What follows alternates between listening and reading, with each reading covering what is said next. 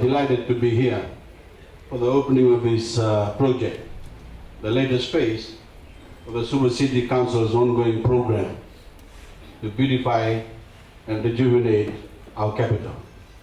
This is clearly more than just another park, but a multi-purpose recreational area built to international standards that is a wonderful addition to the city.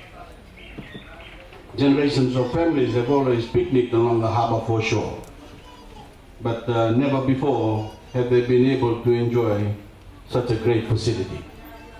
It fills me with pride every time I see something that enhances our beloved capital, Suva, because this is not just a place to live for so many Fijians, but the center of our national life. Any capital city should be a statement to the world about a nation's values. I think I have competition here. And while Suva has always enjoyed a magnificent harborside setting, I think we can all agree that as a nation, we allowed it to sleep.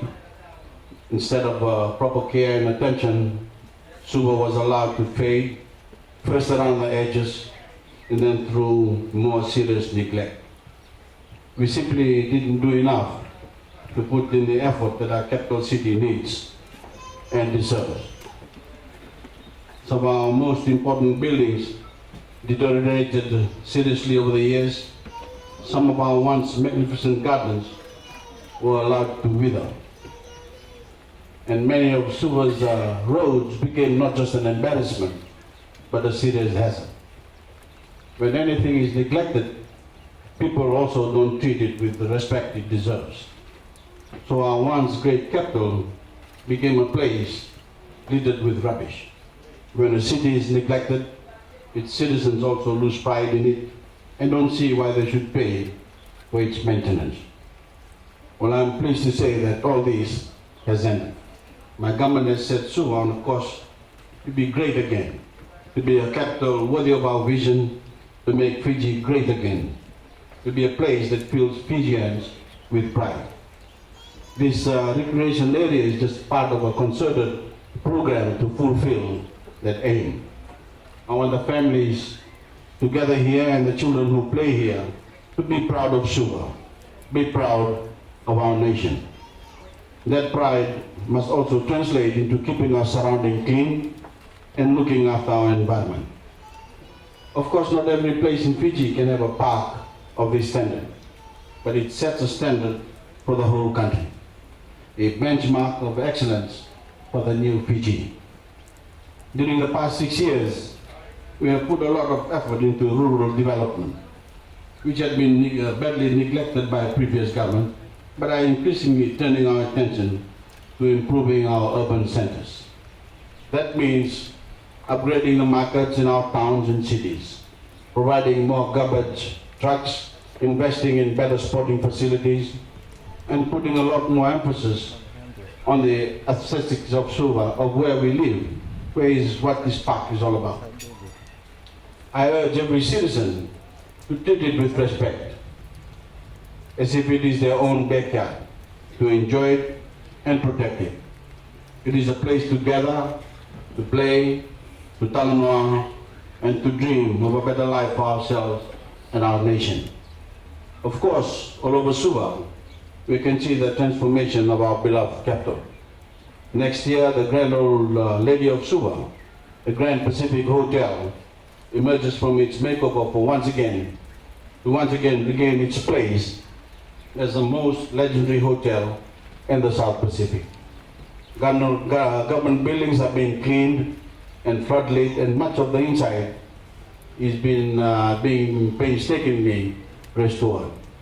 And tonight, I can announce that we are finally fixing the clock atop the government tower. Yes, not just getting it going again, but working properly so we can set our own watches and clocks by it, and fixing its chimes so they can again ring out over Suva, a sound that hasn't been heard for a generation. And all around the city, projects are either being completed or underway. The restoration of Terry Walk and the Little Venice along Numbuklo Creek, the harborside walkway from the Suva Civic Center to the markets, major improvements to the markets themselves for the benefits of shoppers and those who sell their produce there.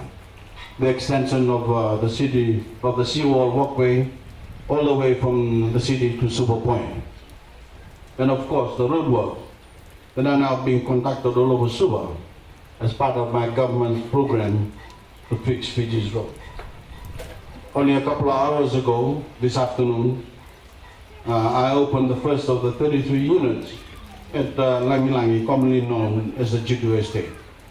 My government's commitment to improving squatter areas will contribute to not only improving the quality of the lives of those squatters, but also beautify those areas.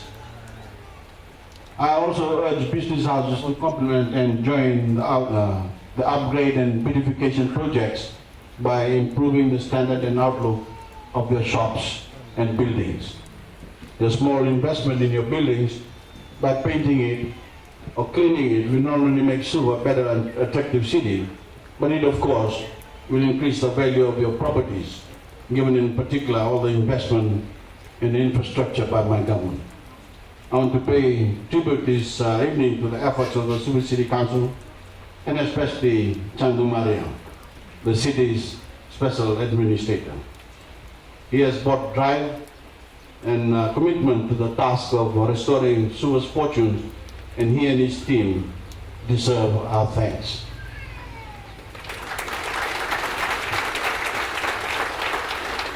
Crucially, he has been willing to take the tough decision to the ratepayers of Suva to face up to their own responsibilities for the city's welfare by paying their outstanding debts. We must always remember that Suva will only be as good as the willingness of its ratepayers to maintain the city and work in partnership with the council and the business community to restore civic pride. So, ladies and gentlemen, this is a time to celebrate Suva, our capital. This recreational area is a wonderful addition to the city, and I have great pleasure in officially declaring it open.